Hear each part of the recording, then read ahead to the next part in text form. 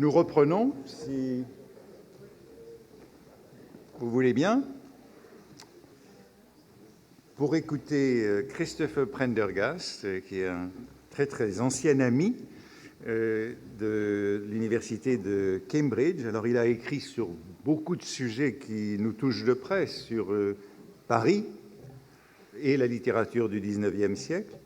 Mais je lui ai demandé cette fois de venir pour une raison plus particulière, parce qu'il est l'auteur d'un livre sur les mystères de Paris d'Eugène Sue, qui a été publié en 2003, intitulé « For the People, by the People ».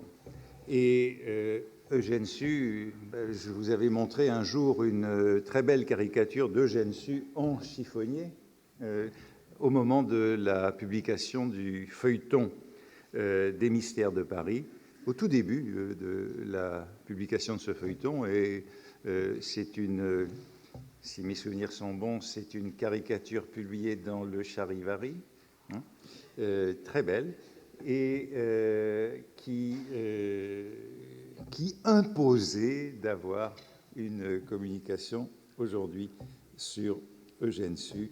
Donc, à toi, Eugène Sue, chiffonnage et littérature industrielle. Mes remerciements à Antoine pour cette très belle invitation et le plaisir extraordinaire de me trouver à parler dans une salle qui s'appelle la salle Marguerite de Navarre. Vous ne pouvez pas savoir ce que ça représente pour moi personnellement.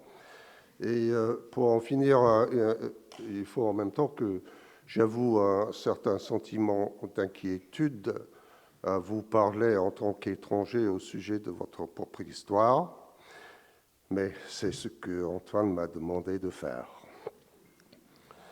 Alors, aujourd'hui, et comme on sait bien, la figure du chiffonnier est devenue 2 fois par personne interposée une figure emblématique d'une certaine modernité, surtout urbaine.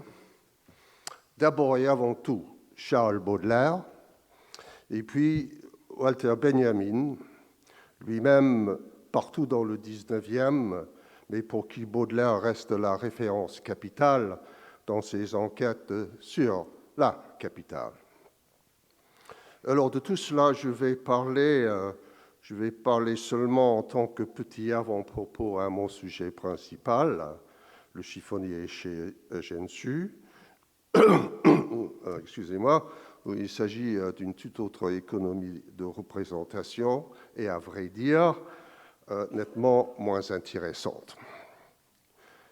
Une économie contaminée par les lieux communs de la bienséance bourgeoise du 19e, indissociablement liée au discours de la bienfaisance, le discours, disons, de la comtesse d'Arville dans les mystères de Paris. Ce qui va expliquer en grande partie le passage un peu plus loin dans mon intervention à une autre axe de discussion, de la figure du chiffonnier à ce qu'il est censé ramasser, les chiffons et le rapport à la fois matériel et métaphorique à cette longue histoire à partir du XVIIIe siècle et où Sue va jouer un très grand rôle, c'est-à-dire la production de la dite littérature industrielle. C'est une expression de Sainte-Beuve. Pour Sainte-Beuve établissait une sorte d'équivalence entre, ici dans ce contexte, littérature et ordure, ou ce que Sainte-Beuve appelait aussi, avec un mélange de dédain et de haine, l'invasion de la démocratie littéraire. Moi, je vais parler un peu de tout ça, mais mon but principal est de récupérer un peu cette histoire-là au moyen de ce que, vers la fin de mon intervention, je vais appeler un petit rêve parisien. Mais pour commencer, pour encadrer le sujet, je commence avec quelques références picturales. Dans l'art du chiffonnier, on l'a déjà vu à partir de la belle intervention de Myriam, dans l'art du chiffonnier, dans l'art du 19e, excusez-moi, le chiffonnier a été repris énormément de fois pour devenir une sorte de topos, tout comme dans la littérature, il l'est dans les genres de la physiologie, du roman et parfois de la poésie. Ici, je distingue, dans le domaine de l'art, je distingue deux groupes d'artistes, bien que la frontière entre les deux soit un peu floue. D'abord, celui de Seurat et de Manet, et deuxièmement, celui qui à la fois précède et coïncide des dessinateurs, illustrateurs et caricaturistes, Daumier, Gavarni, Traviès, etc. Le plus remarquable, à mon avis du moins, c'est le crayonné de Seurat. Image pure du Lampenproletariat, le sous-prolétariat, le Lampenproletariat à l'état pur. Une image de dépouillement qui relève directement du caractère dépouillé de l'image elle-même. Un crayonné dont les lignes de la figure du chiffonnier ont l'air de disparaître dans une sorte de cribouillage noir qui, à tour de rôle, fonctionne comme une sorte de vide social qui échappe à toute taxonomie sociale, toute taxonomie des classes sociales. Et puis avec Seurat, et naturellement bien plus connu, il y a Manet, ces deux tableaux, le vieux musicien et le buveur d'absinthe, que je mets ensemble pour une raison toute particulière. Un élément commun aux deux tableaux est le haut de forme, porté par le chiffonnier. Naturellement, c'est un signe dans la sémiotique du 19e d'une certaine aristocratie parmi les pauvres de Paris, et donc manifestation de cet héroïsme de la vie moderne dont avait parlé Baudelaire, et qui est au cœur de cet immense bâtiment écroulé de Walter Benjamin, le livre des passages, Das Passagenwerk.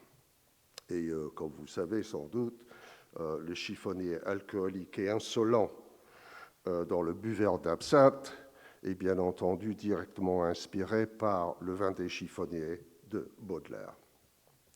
Mais à côté de tout cela, il y a cet autre Manet et son tableau qui s'intitule justement Le chiffonnier. Là, il n'y a plus de haute forme. Plutôt, il y a un chapeau melon accompagné de vêtements troués, eux-mêmes tout près de devenir chiffon.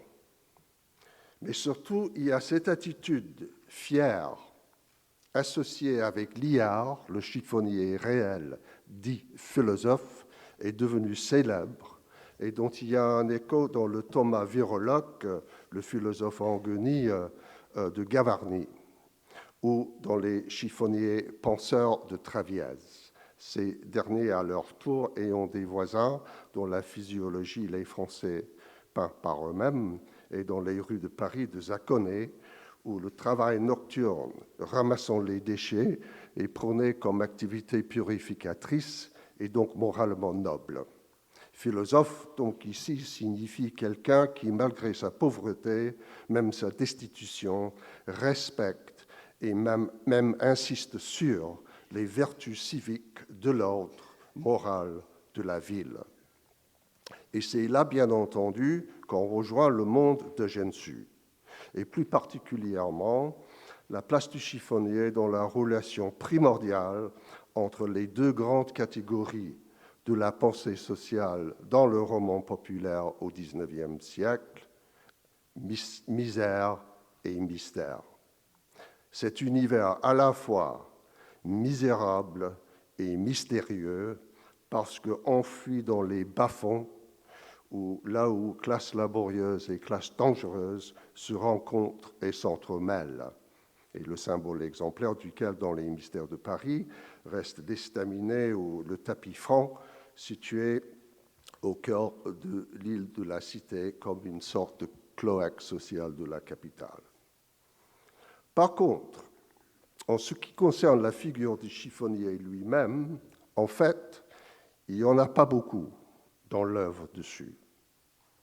Pour la plupart, il fait plutôt partie d'un décor descriptif, une sorte de présence fantôme, si vous voulez, qui apparaît parfois pour disparaître presque immédiatement. Dans les mystères de Paris, il n'y en a strictement aucun, à part comme objet de souvenir d'enfance. Le psychopathe meurtrier, le Chourineur, se souvient d'un chiffonnier, je cite là, qui m'a assommé de coups de croc. Ou comme objet d'aspiration, celle de Saint-Jean, la jeune prostituée enceinte et emprisonnée avec Fleur de Marie, qui rêve d'un avenir avec son enfant une fois libérée.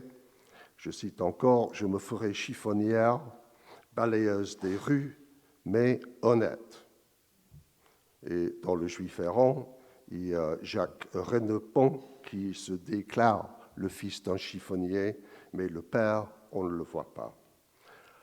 À ma connaissance, dans les romans dessus, il y a un seul chiffonnier qui fonctionne comme personnage romanesque, au sens élémentaire d'une présence douée de parole.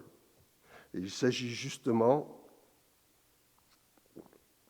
du chiffonnier philosophe des mystères du peuple, confrère romanesque du chiffonnier Liard, et dont la philosophie fait écho de la Saint-Jean sur la vie honnête, ou toujours dans les mystères de Paris, de l'artisan Morel, dont la souffrance est intenable, mais qui tient bon contre toute tentation au nom de ce qu'il appelle une misère honnête.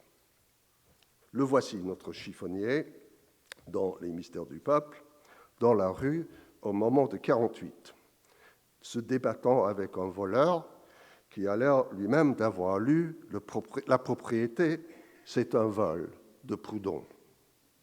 Je cite.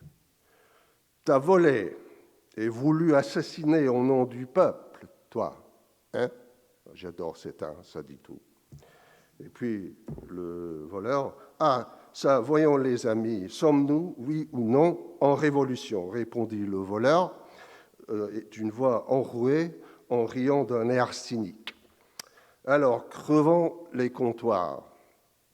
C'est ça, se reprend le chiffonnier, c'est ça que tu appelles la révolution, toi, crever les comptoirs, dit le chiffonnier, etc., etc. » Donc le chiffonnier philosophe, comme défenseur du régime de la propriété privée, à la fois respectable et respectueux.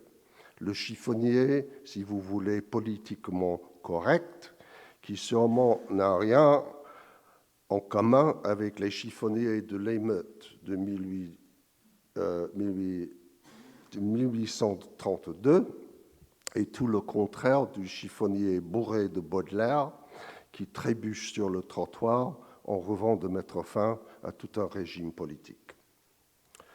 On pourrait, à la limite, aligner le chiffonnier dessus à une certaine réalité historique et sociale, là où le chiffonnier philosophe, doué d'une conscience de sa propre dignité, fait écho de ce moment où les chiffonniers se représentaient non comme sous-prolétariat, mais comme métier, même comme association ou confrérie, presque compagnonnage, avec, selon Bertrand, dans les Français par eux-mêmes, leur lieu de rassemblement, le café qui fréquentait à la barrière de Fontainebleau, avec son hiérarchie curieuse, une salle nommée Chambre des Pairs, une deuxième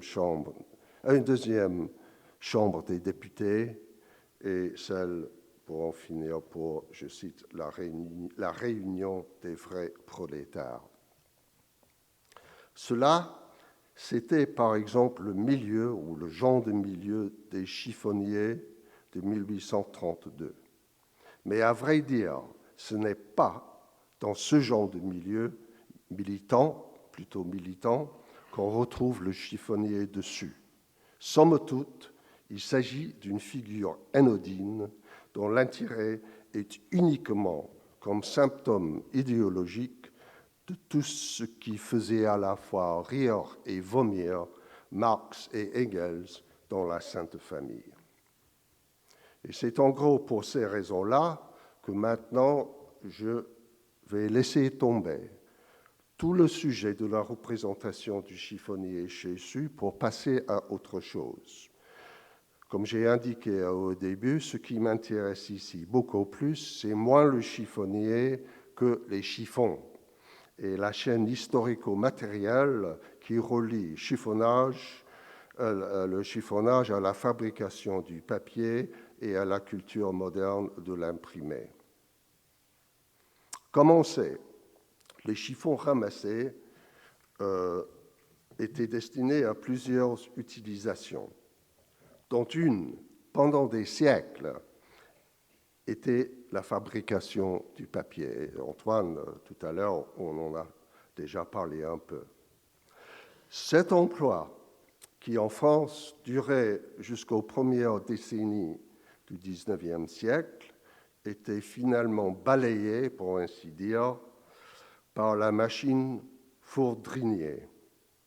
Il s'agit là de l'anglais Henry Fourdrinier, qui finançait l'invention du français Saint-Léger Didot, qui était parti pour Londres après s'être brouillé au sujet du brevet avec son collègue Louis-Nicolas d'Essonne.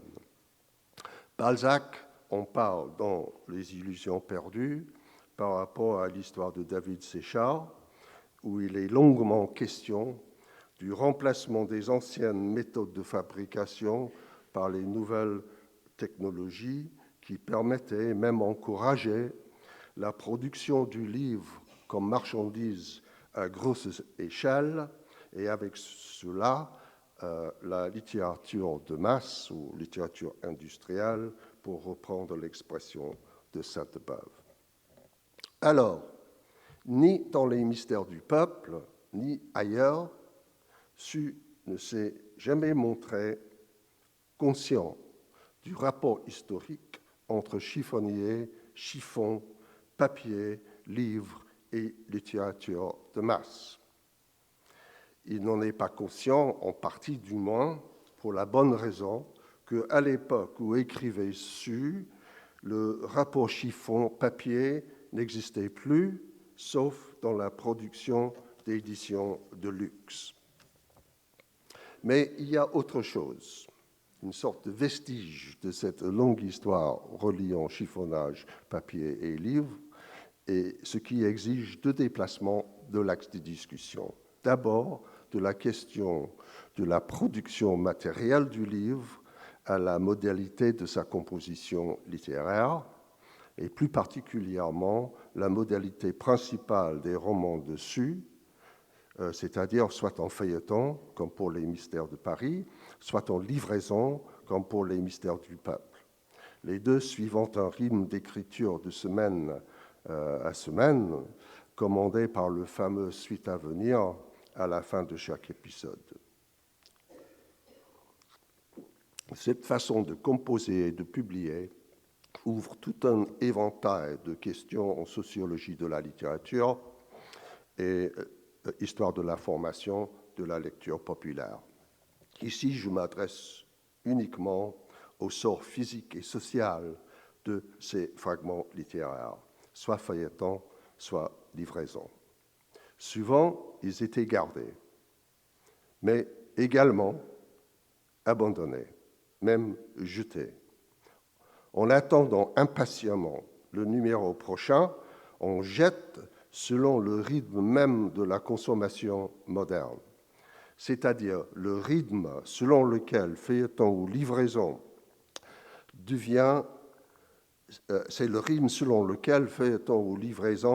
devient une forme de déchet, ou si vous préférez, cette fois au sens métaphorique du terme, une sorte de chiffon. Et c'est ce passage à la métaphore qui m'amène à un autre contexte, mon deuxième déplacement, et avec lequel je vais finir, le rapport entre composition et circulation. Les modes de circulation des romans de Sue étaient multiples souvent informel et difficile à repérer statistiquement. On a calculé que les lecteurs des Mystères de Paris étaient 5 à 10 fois plus nombreux que les abonnés du journal, le journal des débats, ou acheteurs du livre, une fois les feuilletons rassemblés ultérieurement en publication entière. Mais la forme de circulation qui m'intéresse ici dépasse toute statistique. C'est celle où feuilleton ou livraison circulent en tant que déchets. Et pour simplifier, parce qu'il ne me reste pas beaucoup de temps, je prends 2 exemples assez répandus à Paris au XIXe. Premièrement, le monde des domestiques dans la maison des gens aisés, à même de payer l'abonnement au journal ou aux livraisons, et une circulation selon des relations à la fois sociales et spatiales. Disons la relation maître-valet, mais l'expression anglaise, je veux dire upstairs, downstairs, est nettement supérieure.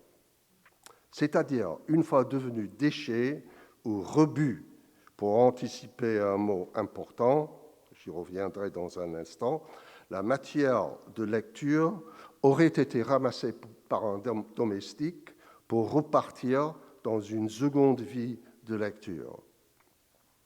Deuxième exemple, le café, ou la goguette, l'estaminet, scène de rassemblement ouvrier et où la lecture du journal, souvent à haute voix pour les analphabètes, marquait de nouvelles formes de sociabilité en écho de la veillée rurale traditionnelle. Et Martin Nadeau en parle assez longuement dans ses souvenirs.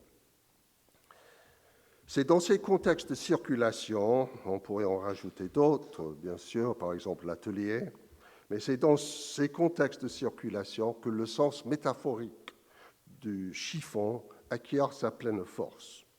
Abandonné, ramassé, passant de main en main, la circulation informelle de ces morceaux de texte m'amène à ma conclusion, ce que je propose un peu légèrement, il faut l'admettre, mais j'insiste, pas frivolement, comme une sorte de rêve parisien.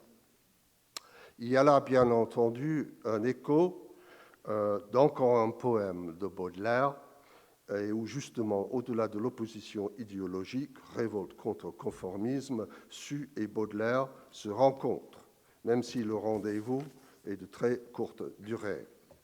Donc, conseil aux jeunes littérateurs, Baudelaire avait fait un compliment, un petit compliment, très petit d'ailleurs, Gensu, mais ça n'a pas duré en 1952 dans le Hibou philosophe. Il parle de Gensu comme, je cite, un talent bête et contrefait. Mais à plusieurs reprises, Baudelaire a pensé le poète en guise de chiffonnier, qui, comme nous le rappelle Antoine, notre compagnon, dans Un été avec Baudelaire, soit dans les paradis artificiels, soit dans le poème Le Soleil, fouille rues et boulevards de la ville, de la capitale, à la recherche de rimes et de rythmes inattendus, avec quoi modifier et rénover la tradition poétique. Imaginons donc une de ces petites vieilles tirées du poème célèbre de Baudelaire, vêtues de leurs jupons troués, qui ouvrent son sac plein de rebuts, si, toujours selon Antoine, on suppose que caché dans le mot rébus ou rébus, là il y a déjà toute une question, qui figure dans le poème, le mot rébus au sens de casse-tête, dans la troisième strophe, il y a aussi le mot rebut au sens de ce qui est destiné à la poubelle. Alors, notre petite vieille, elle sort de son sac, elle sort du papier, une page de journal, disons, ou quelques pages d'une livraison qu'elle aurait peut-être trouvée au hasard en trottant toute courbée le long du boulevard. Peut-être qu'elle l'a lu, peut-être pas, mais elle la jette. Un chiffonnier de passage la ramasse et, sachant lire, il part avec au café pour en faire la lecture, soit pour lui-même, soit à haute voix pour d'autres qui ne savent pas lire. De là, imaginons les réflexions et discussions qui s'en suivent, surtout comme réaction à cette belle coïncidence selon quoi la trouvaille du chiffonnier n'est autre chose que l'épisode dans Les Mystères du Peuple où le chiffonnier dessus discute avec le voleur. Alors ça, c'est un très joli rêve. Mais il y a encore plus. C'est avec ceci que je termine. Imaginons que notre chiffonnier ne sait pas seulement lire, mais aussi écrire. Plus tard, chez lui, dans sa hotte, il se met à écrire une lettre à M. Su au sujet de ce qu'il vient de lire, soit pour le féliciter, soit pour le critiquer. C'est-à-dire, il devient pour Les Mystères du Peuple comme un de ces lecteurs écrivains de lettres envoyés à Su pendant la composition des Mystères de Paris, et qui, selon Louis Chevalier, aurait influencé le développement du récit au fur et à mesure que Su l'écrivait. La thèse de Chevalier, pour vous la rappeler très brièvement, est selon laquelle Les Mystères de Paris était un roman non seulement au sujet du peuple, mais aussi en partie du moins par le peuple, que j'ai poursuivi, la thèse que j'ai poursuivie dans le petit bouquin dont avait parlé Antoine tout à l'heure. Nous le savons, cette hypothèse, cette thèse ne tient pas debout, tout en étant très belle. Mais avant de paraître en livre, édité par Jean-Pierre Glavant, ces 300 lettres qui fournissent la base de l'hypothèse de Chevalier, 300 lettres qui ont survécu parmi à peu près 1100, la plupart donc destinées justement à la poubelle, c'est Su qui les aurait jetées. Ces 300 qui ont survécu, sinon comme déchets, au moins comme des bribes documentaires déposées dans la bibliothèque historique de la ville de Paris. Et c'est là où je les ai lus moi-même, il y a à peu près 40 ans, expérience dont je garde un souvenir très, très vif. Ce qui, j'espère, justifie ou excuse mon petit rêve parisien, où chiffonnier, déchets, papier et littérature se rejoignent pour évoquer un beau moment de démocratie littéraire, une démocratie littéraire improvisée sur le boulevard parisien. Farfelu, bien entendu, Sainte-Beuve n'aurait sûrement pas approuvé, mais bon, je vous remercie.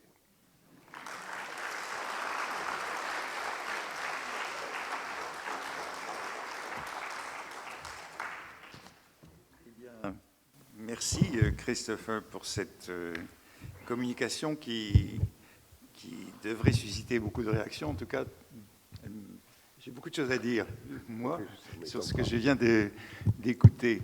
Et bon, je voudrais évoquer quelques points, et puis on peut commencer à discuter de ça.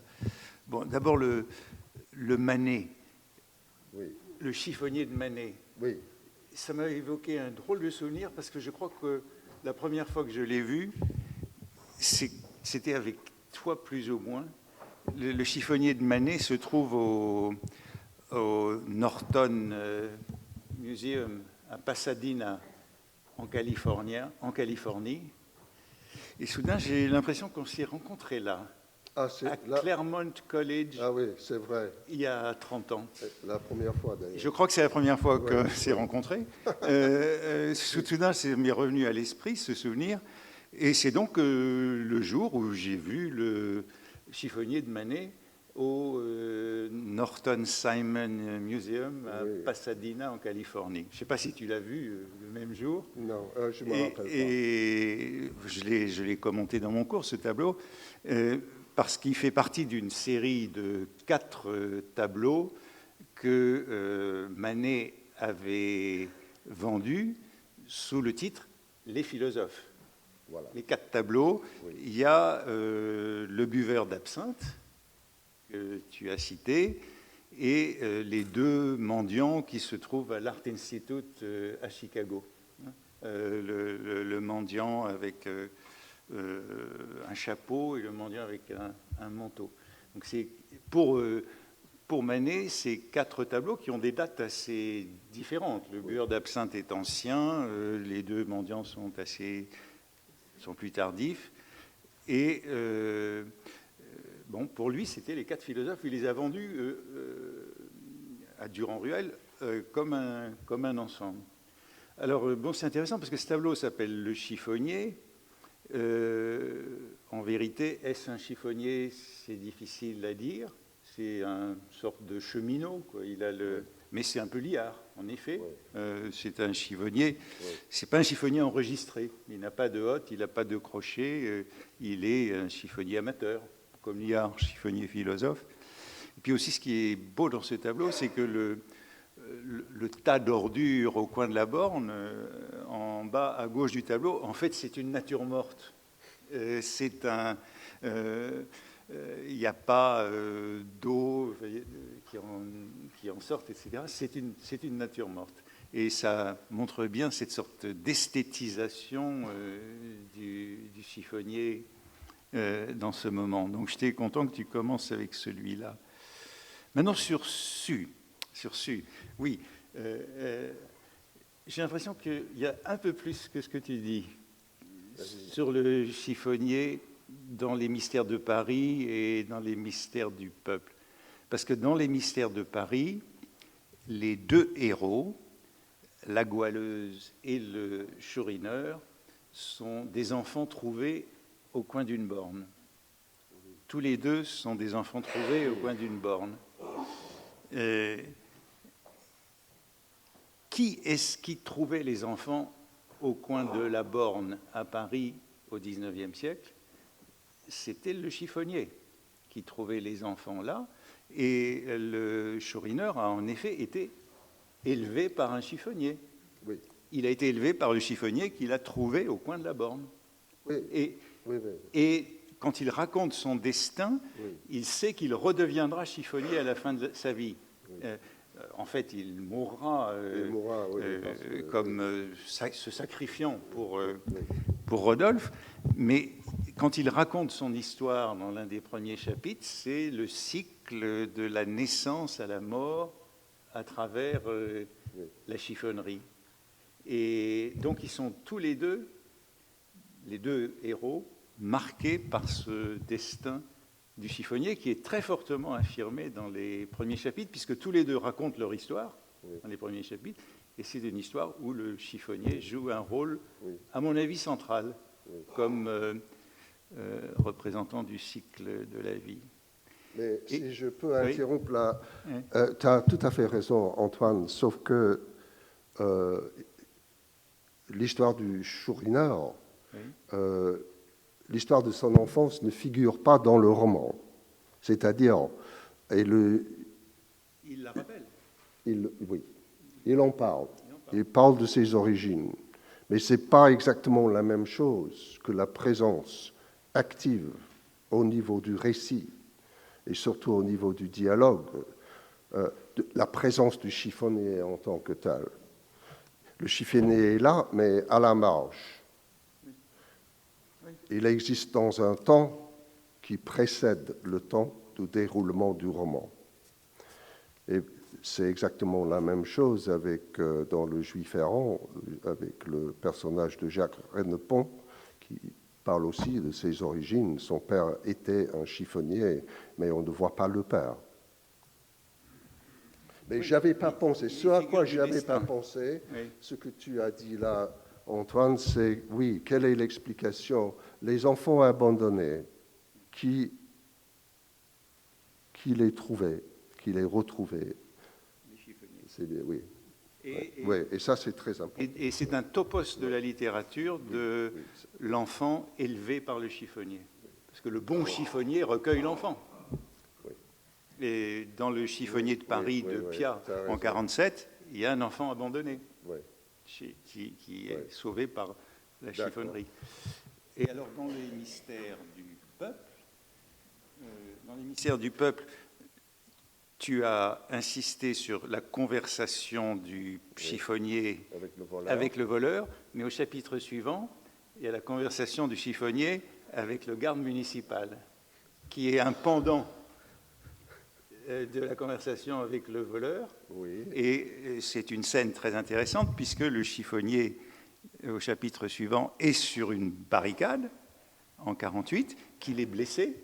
Oui. Il est blessé en même temps que le garde municipal qui lui a tiré dessus. Et il se retrouve dans la même ambulance. Oui. Et dans la même ambulance, ils s'entendent parce qu'ils sont tous les deux républicains. Et donc, il y a le parallèle de ces deux conversations. C'est vrai, mais c'est le garde municipal. Oui. Garde municipal, le sergent. garde municipal, le sergent qui fait partie des forces de l'ordre, les défenseurs de la République, dans un certain sens du mot République. Tandis que le voleur, entre le voleur, le chiffonnier et le garde municipal, quels sont les vrais rapports? Alors, il y a une certaine intimité il y a hostilité entre voleur et chiffonnier. Il y a intimité entre chiffonnier et garde municipal, parce qu'au niveau idéologique, pour Eugène Sue, je veux dire, la République, le vrai sens du mot République se trouve là, tandis qu'ailleurs, c'était tout le temps, fondamentalement, le sens de ce mot République en 1948 était contesté. Mais dans cet épisode dont tu parles, Antoine, la contestation n'existe nulle part. Garde municipale, force de l'ordre, chiffonnier du même bord. C'est ça que j'appelle le chiffonnier politiquement correct. Oui. Mais Antoine a raison, le sujet est plus riche. Oui. Alors, maintenant, sur le jeu rebut, j'avais cité ce proverbe qui vient du dictionnaire de Nodier, mettez les rébus au rebut. Donc, c'est un jeu, c'est un calembour qui associe, en effet, fortement rébus et rebut. C'est pourquoi, dans mon dernier cours, j'avais essayé de montrer que les petites vieilles ne pouvaient être que des chiffonnières. Les vieilles ne peuvent être que des chiffonnières. Et notamment, elles se promènent avec ces sacs à rébus qui datent du directoire. Donc des sacs qui ont 60 ans, au moment où elles se promènent avec. Donc je crois qu'on peut vraiment faire une lecture des petites vieilles en voyant dans les petites vieilles des chiffonnières, de même qu'on peut faire une lecture des 7 vieillards, en voyant dans les 7 vieillards des chiffonniers, avec leur croc qu'on appelle un 7. Le 7. Donc il y a une possibilité de les relire, ces poèmes, en montrant que le système du chiffonnage dissémine abondamment dans ces textes de voleurs. Mais, voilà, tu vois, ça, beaucoup de questions et de débats à propos de ce que tu as dit, auxquels j'ai été très sensible, mais voilà. D'autres questions ou interventions?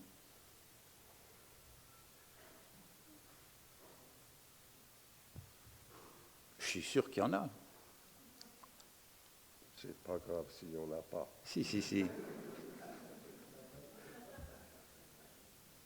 Et si je peux Vas-y. rajouter que le petit trip là, le rêve parisien à moi, mon propre rêve parisien, j'ai construit ça entièrement en fonction de hommage à mon ami Antoine. Ça, c'est pourquoi il figure dans l'intervention. J'ai trouvé ça irrésistible.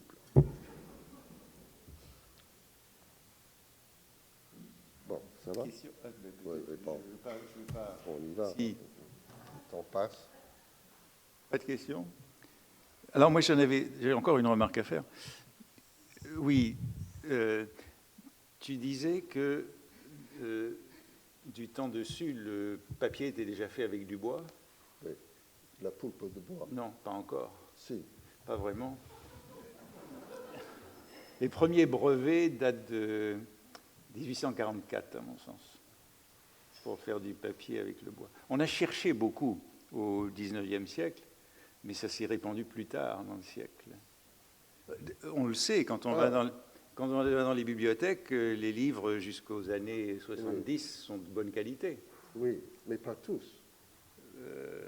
Ils sont... Quelle était la technologie pour la production et la publication, la production matérielle, je veux dire. Du papier?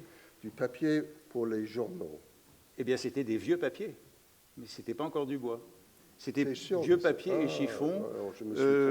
On mettait, je crois aussi, dans le papier, il y a beaucoup de déchets. On met du... Oui, ça. Il y a beaucoup de déchets, mais la technologie... C'était pas la poulpe de bois. Pas encore. Pas encore dans ces années-là. Si c'est le cas, je me suis carrément trompé. Mais bon, non, on l'a cherché à le faire, on a cherché beaucoup à le faire, mais on a cherché des moyens d'avoir du papier plus économique, hein, mais ça ne s'est pas vraiment mis au point avant un peu plus tard dans le siècle.